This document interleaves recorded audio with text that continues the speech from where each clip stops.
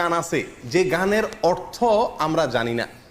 এদের একটা রহস্যের বিষয় হলো এরা বলে একটা, উদ্দেশ্য না আরেকটা। আরবিতে এটাকে ইস্তেআরা বলে। বুঝে আসছে কথা? শব্দ বলে একটা, উদ্দেশ্য আরেকটা, খুব কৌশলে। সাধারণ পাবলিক বুঝতে পারে না। অনেক গান আছে আমরা এটাকে আধ্যাত্মিক মনে করি, অনেকে খুব গাই, টেলিভিশনে প্রচার হয়, আমরাও খুব গাই অনেকে, কিন্তু জানি না এই গানের অর্থ কি। তার ভিতরে এক দুটো আপনাদের দেখাচ্ছি। বাড়ির পাশে আরশি নগর, সেটা এক পড়শি বসত করে, আমি একদিনও না দেখিলাম তারে। এই গান শুনছেন আপনারা? এই গান সম্পর্কে বাংলাদেশের বাউল বইতে আমার কথা হলে বলতেন যে আপনি মৌলবী মানুষ, আপনি তাদের বিরুদ্ধে বলবেন। আমার কথা না, বাংলাদেশে কোনো মৌলবীর কথা না, বাউলদের মানে পৃষ্ঠপোষক বলা যেতে পারে। লালন একাডেমির পরিচালক ডক্টর চৌধুরী তার বাংলাদেশের বাউল বইতে বলতেছেন যে এই গানটাকে আমাদের দেশে মানুষ অনেক উচ্চ মার্গের আধ্যাত্মিক গান মনে করলেও এই গানে যা বলা আছে সেটা নিছক যৌনতা, যৌনতার বিভিন্ন কথাকে ইশারা ইঙ্গিতে বোঝানো হয়েছে। কথা আমার না, কথা ডক্টর চৌধুরীর।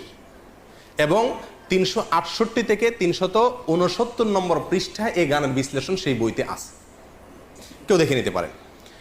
আচ্ছা, লালনের আরো বহু গান আছে, মানে আমি প্রায় সবগুলো কবিতা পড়ার চেষ্টা করছি আজ অনেক দিন থেকে, প্রায় 1.5 বছর থেকে চেষ্টা করতেছি নিয়ে পড়াশোনা করতে। তো যতগুলো গান আমার চোখে পড়ছে, যতগুলো কবিতা চোখে পড়ছে, তার বেশিরভাগ কবিতার সার মর্ম হলো যৌনতা, কিভাবে যৌনতা করবে, কিভাবে সাধন করবে, এগুলা পদ্ধতি বাস। আরেকটা কবিতা শুনেন, আমি কি সন্ধানে যাই সেখানে, মনের মানুষ যেখানে, আধার গড়ে জ্বলছে বাতি দিবারাতি নাই সেখানে, যেতে পথে কাম নদীতে। যারা বাংলা বুঝেন তাদেরকে ব্যাখ্যা করার দরকার নাই, কাম শব্দের অর্থ জানেন আপনারা শুদ্ধ বাংলায়? যেতে পথে কাম নদীতে, পাড়ি দিতে ত্রিবেণে, কত ধনির ধারা যাচ্ছে মারা, পৈড়ে নদীর তোর তুফানে, রসিক যারা চতুর তারাই নদীর ধারা চিনে, উজান্তরি যাচ্ছে বে তারাই স্বরূপ সাধন জানে। মনে হয় যে নদীর ঢেউটা বলা হচ্ছে, জি না। বিশ্বাস করেন এমন কিছু ব্যাখ্যা আছে এই সমস্ত গানের যেগুলো আমি আপনাদের সামনে খুলে বলতে পারবো না, আপনাদেরকে বুঝে নিতে হবে।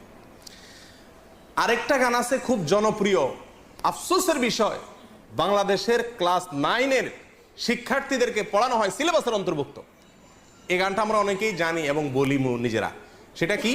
সময় গেলে সাধন হবে না। এই গানটা জানেন আপনারা? শুনছেন এই গানটা? সময় গেলে সাধন হবে না। এই গানটার অর্থ ব্যাখ্যা এত নোংরা, এত নিকৃষ্ট, বিশ্বাস করেন যদি সেটা বলতে যাই তো মানে সোজা কথা আমাকে চরম নির্লজ্জ হতে হবে, এটা আমার দ্বারা সম্ভব না। আমি খুলে আপনাকে বলতে পারবো না এই গানের পুরো ব্যাখ্যা, তবে কিছু ইঙ্গিত দিব। শুনেন পুরা গানটা, শুনেন কবিতাটা শুনেন। সময় গেলে সাধন হবে না, দিন থাকিতে দিনের সাধন কেন করলে না, জানো না মন খালে বিলে মিন থাকে না জল শুকালে, কি হয় তারে বাদল দিলে শুকনা নদীর মোহনা, অসময়ে কৃষি করে মিশামিশি খেটে মরে, গাছ যদি হয় বীজের জোরে তবুও ফল তো ধরে না। এই গানের খোলাসা কথা আমি আপনাদেরকে বলি। বলা হচ্ছে যারা বাউল, যারা ফকির, যারা সাধনা করবে, এদেরকে বলা হচ্ছে আরে বেটা, দিন থাকতে দিনের সাধন করলি না, সময় থাকলে সাধন করতে হবে, সময় চলে গেলে সাধন করে লাভ হবে না। সময়টা কি? মেয়েদের ঋতুস্রাব, এর আগের সময়টাকে বোঝানো হচ্ছে। ঋতুস্রাবের আগের মুহূর্তে সাধন করতে হবে, ঋতুস্রাব হয়ে গেলে, মাসিক হয়ে গেলে তখন সাধন করলে আর কাজ হবে না। এই হলো খোলাসা কথা, আর এর চেয়ে বেশি আমি আপনাকে ব্যাখ্যা করে বলতে পারছি না। এখানে এই গানে যে এই কথাটা বোঝানো হয়েছে, এটা তো আমি দাবি করতেছি মৌলবী না, এটা বাউলদের বক্তব্য। তারাই বলতেছে যে এই গানের এই ব্যাখ্যা। রেফারেন্স নেবেন, একটা একটা করে নেন।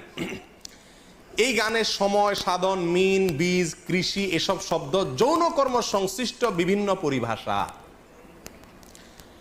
লালন গবেষক নেয়ামত আলী এবং বাংলাদেশের নেয়ামত আলী বলেছেন, এটা আমার বক্তব্য না, লালন গবেষক বলতেছেন যে এই শব্দগুলো দ্বারা বিভিন্ন যৌনকর্মের বিভিন্ন মুহূর্ত, বিভিন্ন সময়, বিভিন্ন পরিভাষাকে বোঝানো হয়েছে।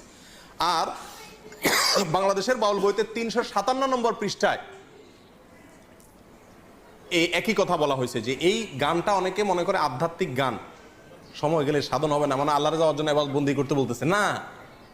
এখানে সেক্স করতে বলতেছে, যৌনচার করতে বলা হচ্ছে, জেনা করতে বলা হচ্ছে, এবং তার সময় বলা হচ্ছে কখন করতে হবে কখন করা যাবে না। আর এটাই খুব পরম, এটা ক্লাস 9 বাচ্চাদেরকে পড়ানো হয় আমাদের দেশে। এবং বাউল লালন পরিভাষা নামে একটা বই আছে, এই বইয়ের 80 নম্বর পৃষ্ঠায়ও এই গানের একই ব্যাখ্যা করা হয়েছে যে এটা পুরাটা যৌনতার কথা, কিন্তু আমরা সাধারণ মানুষ হয়তো জানিও না। এদের হাজার হাজার যে গানগুলো আছে, এই গানগুলো সম্পর্কে আগেও আপনাদেরকে কিছুটা ধারণা দিয়েছি, এখনো বলছি যে এই গানগুলোর সবগুলাই হলো যৌনতা নির্ভর, এবং যৌনতার বিভিন্ন কৌশল, কলা কৌশল, বিভিন্ন পদ্ধতি, সময়, ক্ষণ ইত্যাদি এগুলো সবই সমস্ত গানে বাতানো আছে। সুধীর চক্রবর্তী নামে বাংলাদেশে একজন লালন গবেষক আছেন, বাউল গবেষক আছেন।